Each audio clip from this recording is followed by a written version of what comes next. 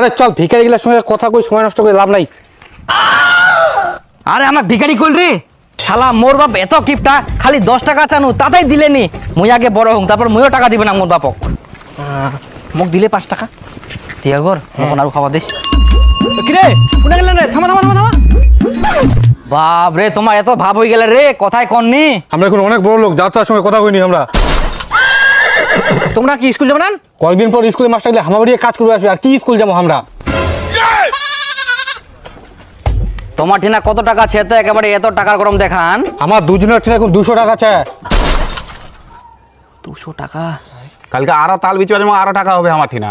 আরে চল ভিখারি গিলার সঙ্গে কথা কই, সময় নষ্ট করে লাভ নাই। আরে আমাক ভিখারি কইল রে, তো ঠিনে টাকা আছে কর না? তো ঠিকই তো কইল।